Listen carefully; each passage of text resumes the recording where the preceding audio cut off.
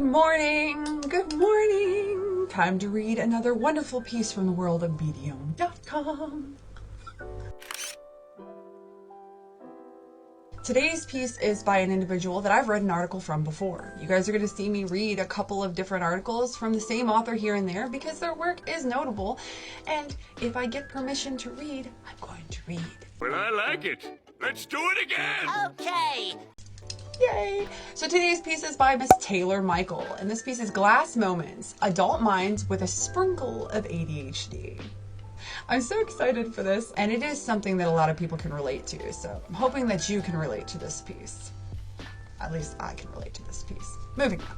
You ever have one of those days that everything just seems to be going wrong?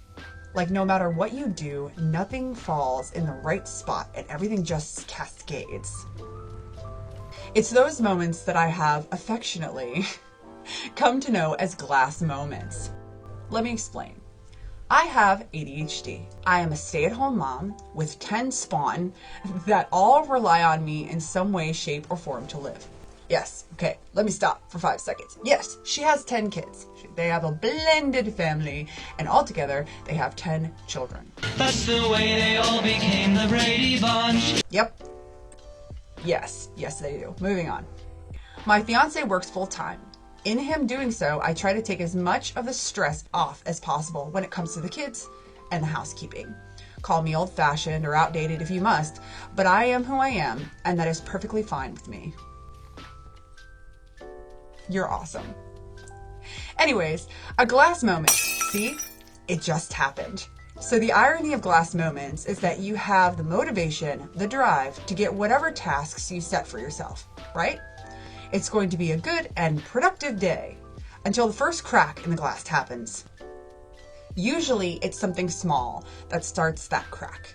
You go to put on your favorite playlists and the speaker is dead. So you have to put it on charge and there is a crack in the glass. There could be times when you have everything lined up and ready to throw the first curveball of the day. Then you remember you need to make that important phone call for the kids' checkups, or you need to switch the laundry over. Go switch that and completely forget where you were at in your daily tasks. Trying to reset only confuses you and ends up taking most of the day as you meander about trying to get as much done with no real structure.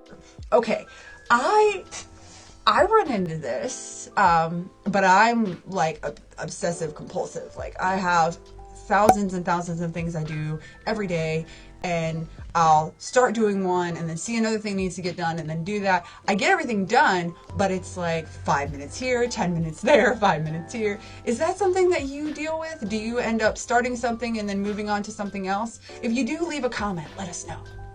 Moving on. It is a curse those of us with ADHD have to deal with on a daily basis, and multiple times a day at that.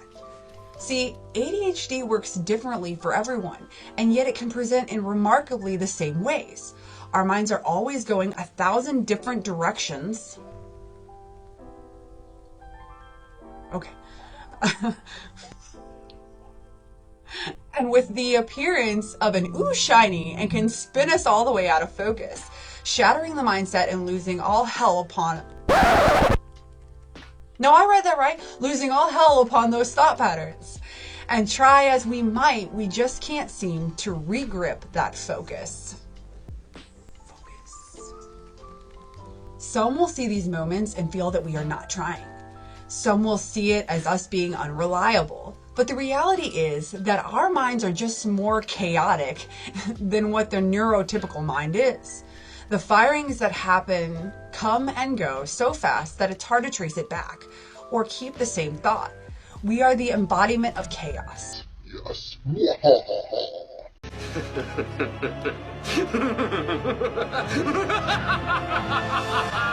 That's how you do an evil laugh. Ciao for now. But we do not fare well within a world of chaos. It will spin us out in a really bad way.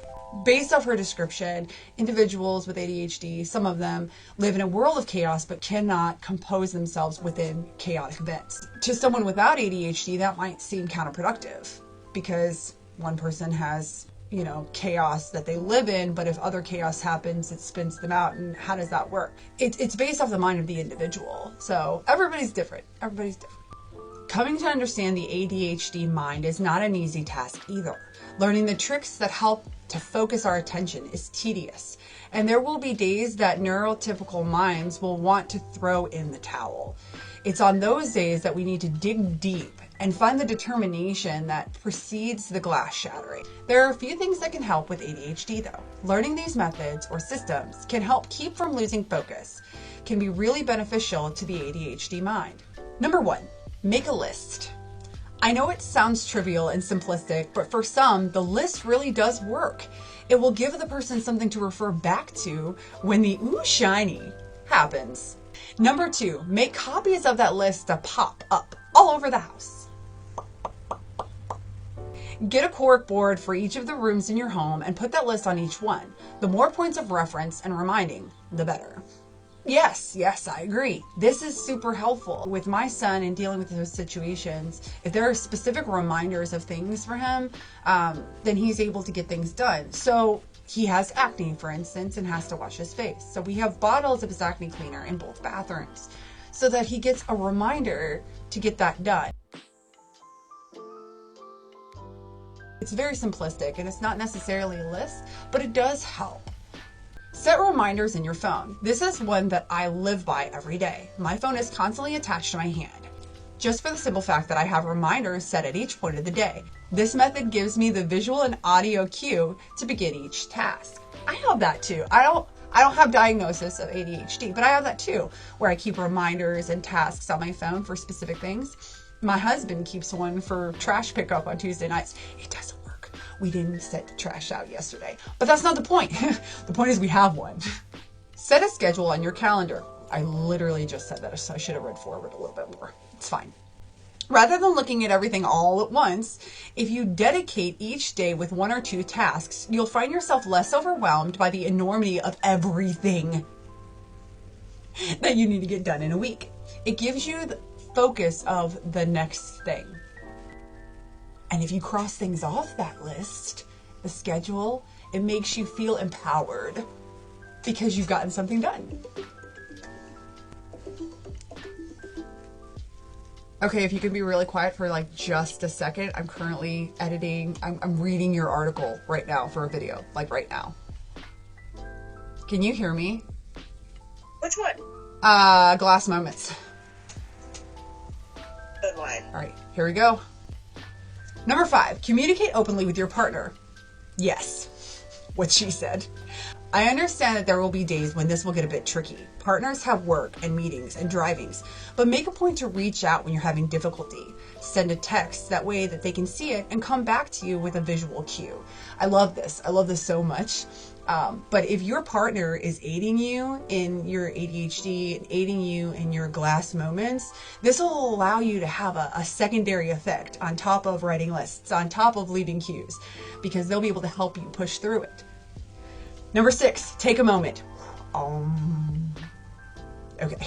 Sometimes the ADHD mind will spin out focusing on something and get distracted. When that happens, stop, take a moment, sit, and spin a fidget spinner. I had one. It's not here. It's fine. They really do help, but allowing your ADHD to channel into a fidget can help you keep the mindset itself focused on the task at hand. These are just some things that I personally have found help myself along this crazy journey. Just remember to take the time to listen to your instincts and don't get discouraged if something doesn't work immediately. Rome wasn't built in a day, and neither was a success story. Give yourself grace and time. Don't despair if what works for some doesn't work for you. That just means you get to be creative with your twists. It's such a good one. Glass moments is something that I've only heard Taylor say. I've never heard this from any other person or online or on television or what have you. And I'm sure it's there. I'm sure it is something. I just didn't know what it was. Look at you! A little thing can spark a crack in your whole day. And if it shatters, you feel despaired and couch potato status. So to think of it that way and try to find yourself kind of like walking on eggshells in order not to break that glass through the day, although it sounds problematic, to me is actually helpful because I can keep myself from breaking that glass by pulling myself back, taking a breather, leaving myself, visual and audio cues and things like that. So, guys, that was a piece by Taylor Michael. Don't forget to look at her content. Go ahead and check out her stories. She is an amazing writer, even though she may not know it. And don't forget to email me if you have a piece on Medium you'd like me to read. Like, subscribe, come back to see me, guys. Bye!